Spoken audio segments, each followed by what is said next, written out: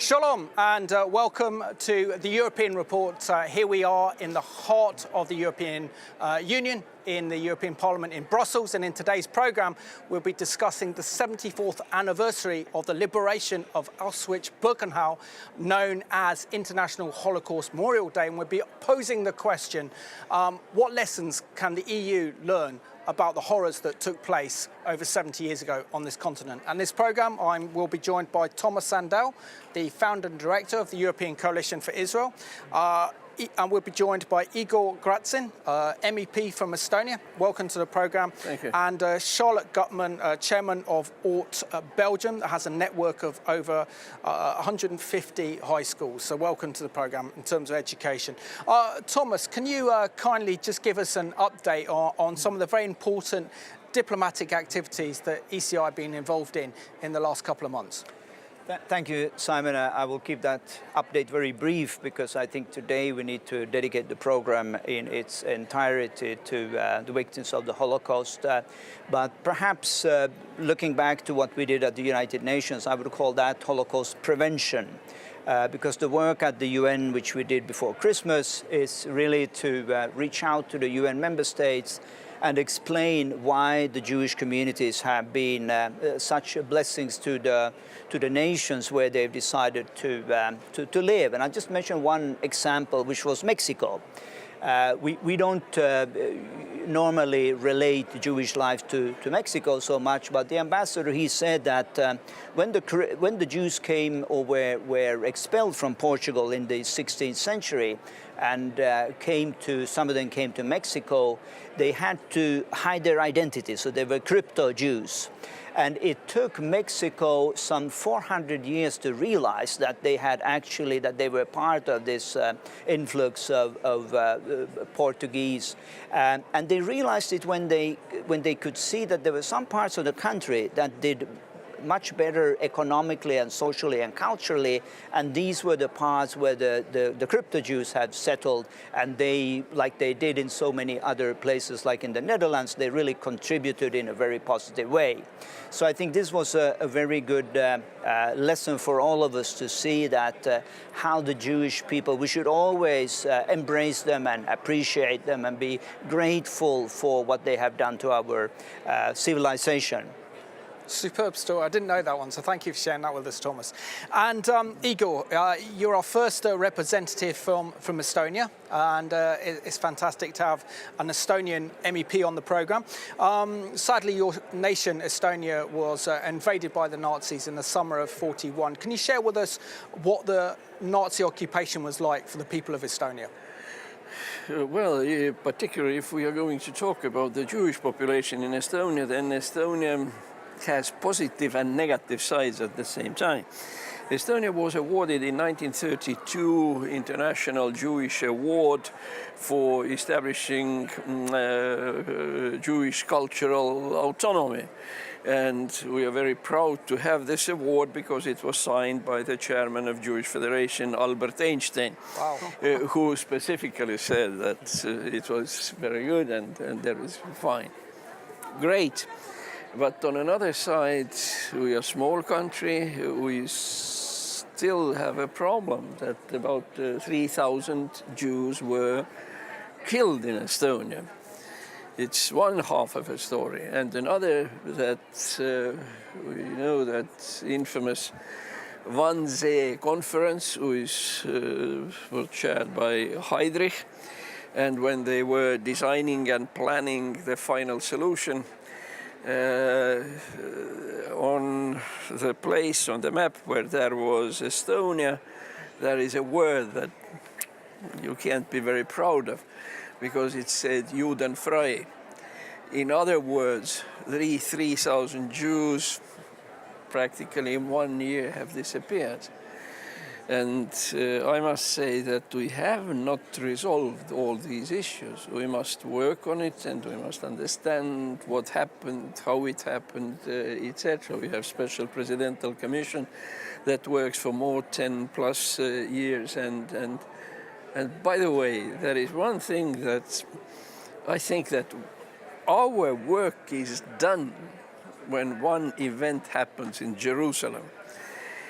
When you go to the Holocaust Museum in Jerusalem, then there is a dark corridor, and in the end there is a photo, huge photo, and it is from the only concentration camp in Estonia, and it's big words, Kloga.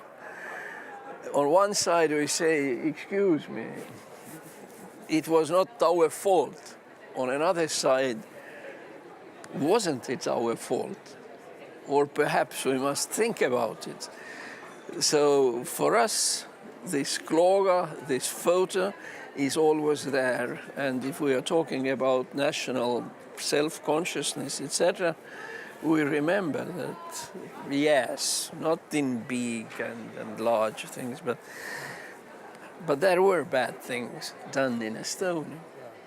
Igor, thank you for your honesty and your frankness and willingness to also to address this issue as well. So appreciate it. And Charlotte, it's always a pleasure to have you on the European Report. And of course, when we mentioned the Shoah, this is something that's very personal to you. So can you just give a brief overview of what happened to your parents during the Holocaust? My parents were born between the two world wars. My mother in Kiev and my father in Berlin.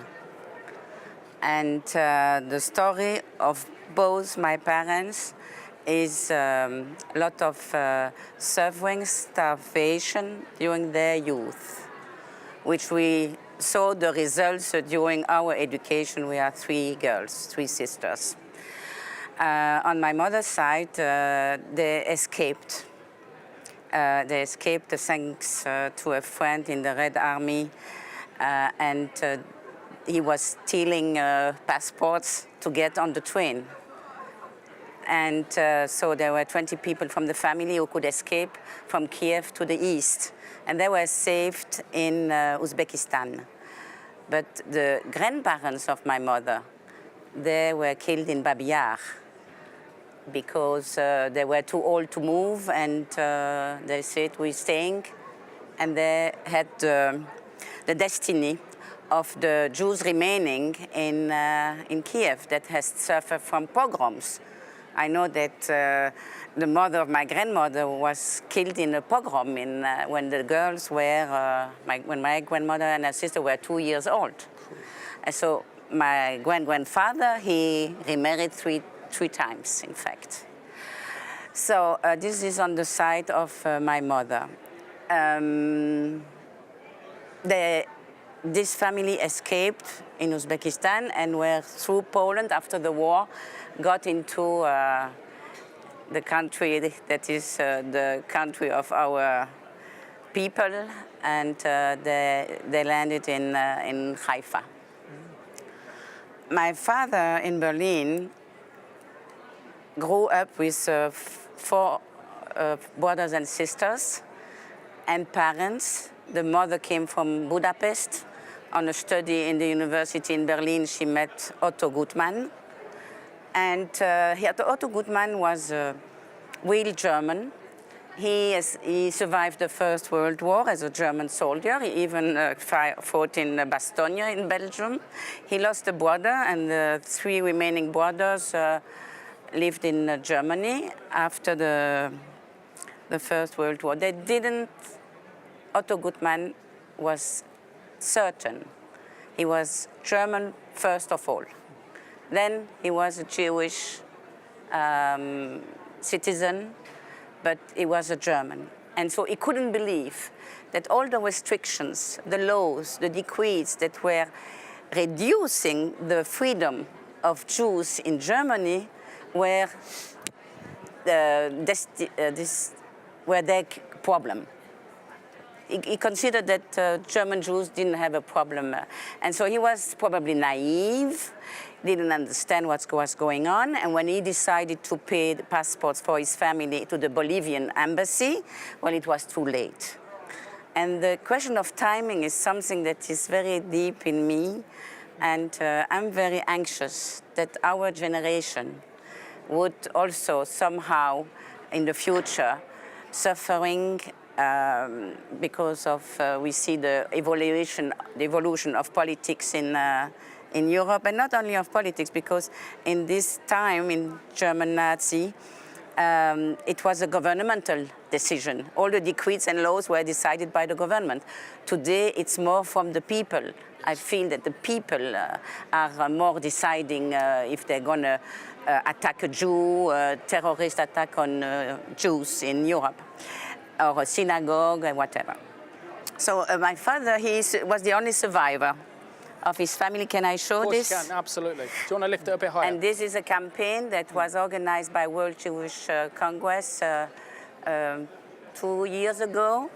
And it's showing that we remember the people we lost that we even didn't know.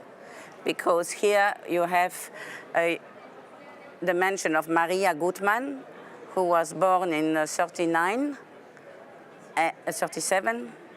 Maria Gutman. 37, sorry. So she was 5, 6 years old when she was taken with her mother and her elderly sister to Auschwitz, directly to the gas chambers. Yeah.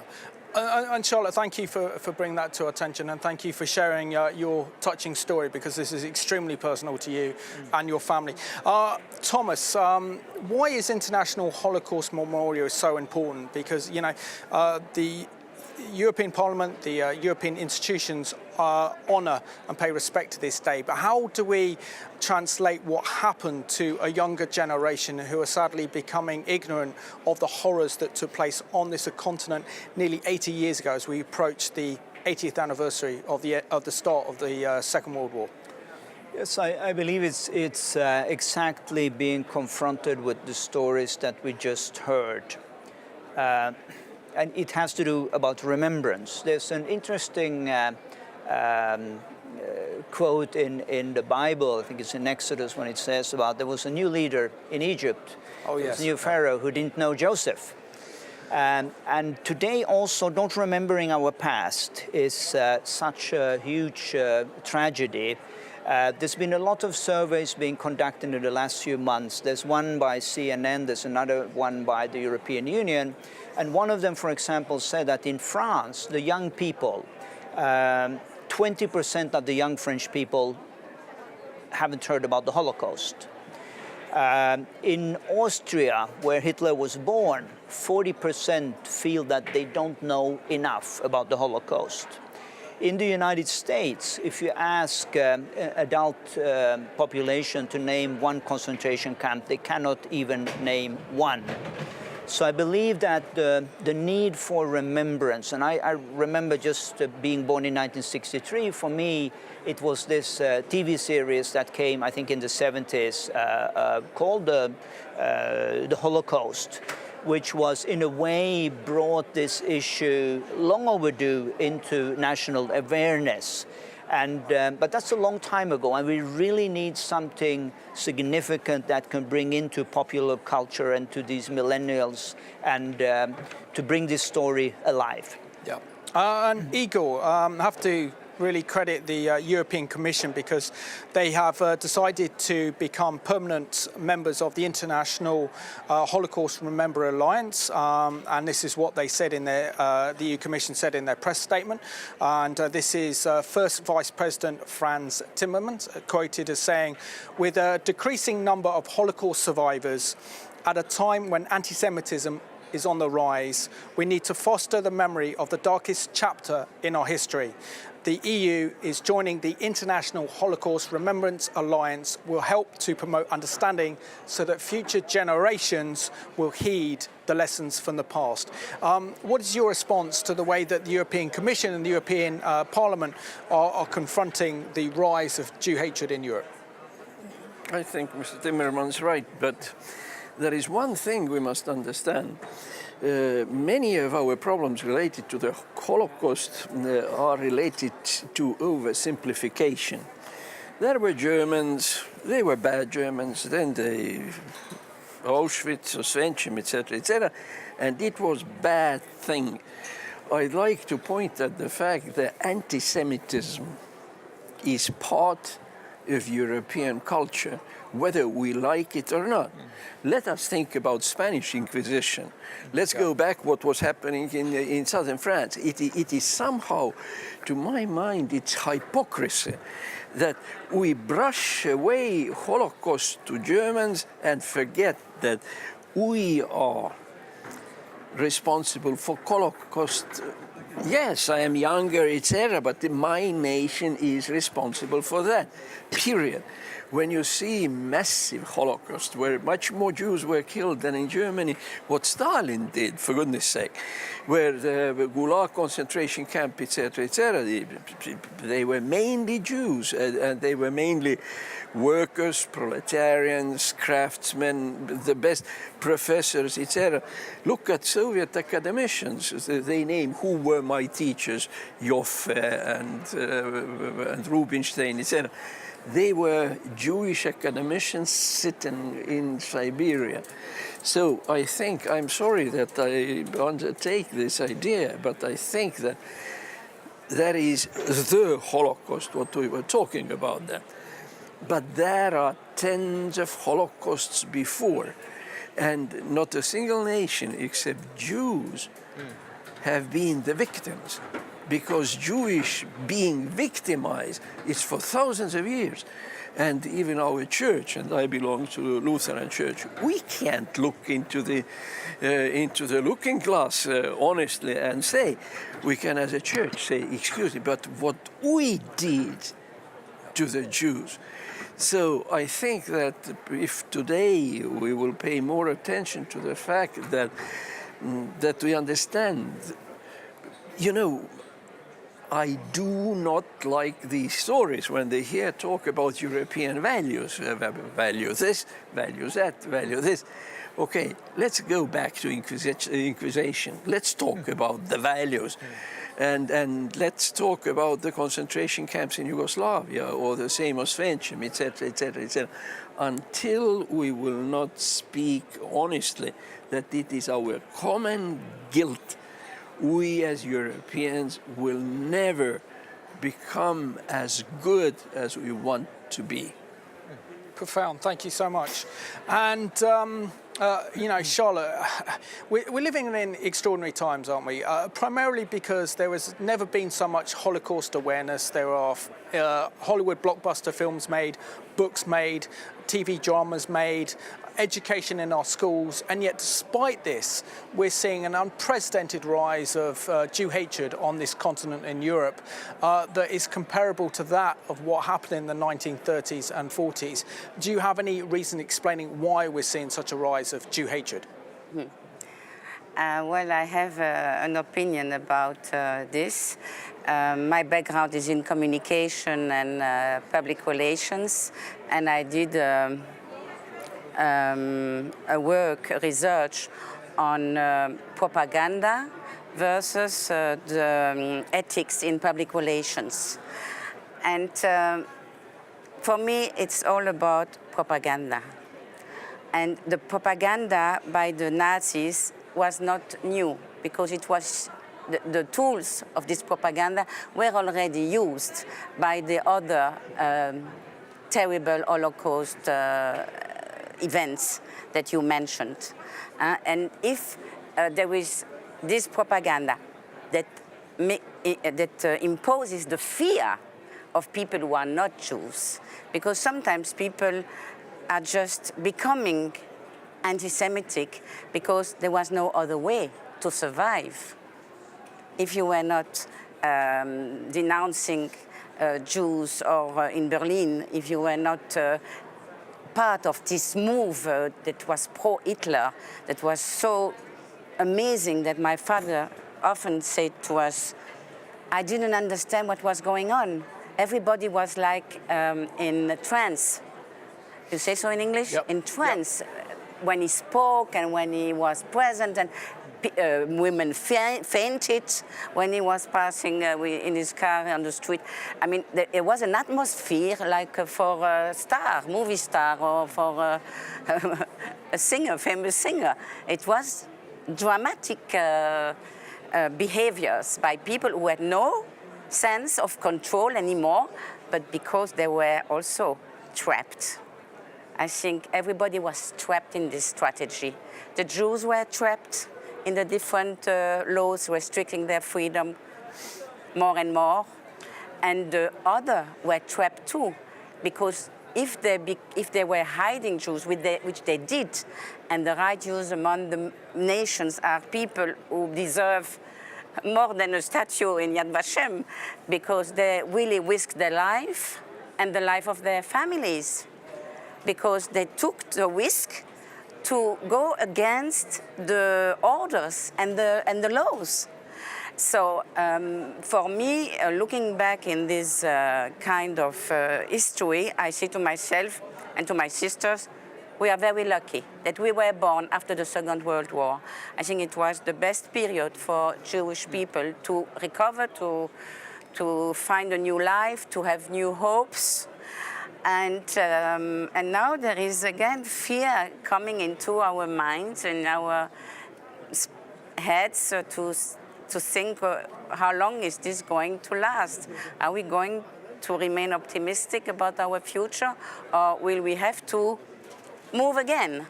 Yeah, which is sad. And Thomas, we're down to under 4 minutes of the programme, so I really have to conclude.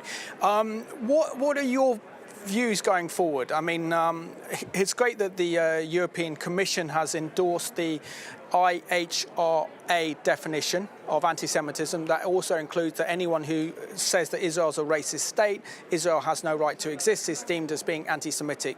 But what further steps and actions do you think the EU, its institutions and the European Parliament can take in order to eradicate this ancient hatred?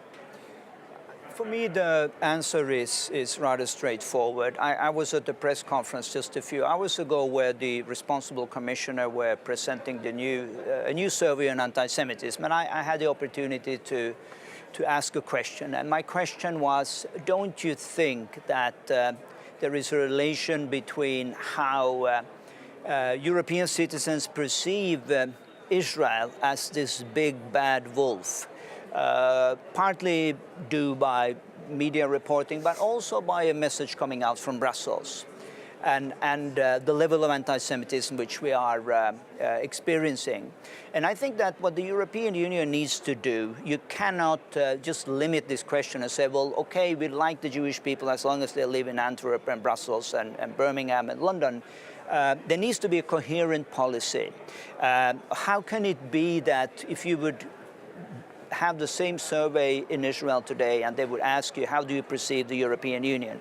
And we know that 80%, 90% perhaps would have a very negative view, perceiving Europe to be still, after all these years, the enemy, that don't understand the Jewish cause, that don't really care about the security of Israel. So I don't think that you can separate the two. And I know here it's in some circles, it's like the I word, which you can't mention. And it's like the elephant in the room. We have to build a bridge between the only Jewish state in the world. Why does it exist? Because Jews could not find safety anywhere else. And as Europeans, we have a responsibility for the safety and security of this Jewish state, just as much as we have for European Jewry. And this is really my main message. Excellent. Igor, we're down to the last minute of the programme, so I give you the opportunity to stand up. How can we support brave and courageous MEPs like yourself who recognise the problem? And in your opinion, what can MEPs like yourself do to raise awareness and also help to confront this rise of Jew hatred that we're seeing across this continent today? Actually, I don't think that there must be encouragement. We must simply find each other. That there are much more friends of Israel here around. We simply don't know them, and once in a while we'll meet on conferences, etc. And being member of Estonian National Parliament, we had a special group, and we communicated to our colleagues in Knesset, and people came here. Israel, by the way, has made a lot to secure Estonian independence. So he is also, strange enough, distance is big, but Israel is our military ally, by the way, Wow. who helps us. And the last year was interesting because it was last year, 10 years ago, it was Israeli 60th anniversary and Estonian 90th anniversary, and the governments of Israel and Estonia signed a joint logo that is 60 and 90 with two flags. With two flags. And I think that we must simply talk to people, and we must well, we love Jews, by the way, because if I travel in New York and Brighton Beach and whatever, if I listen to their jokes and if I listen to the best musicians everywhere, we love them, we like them, and we, you know, let's say, we can't call ourselves Zionists, I think, because we are not Jews.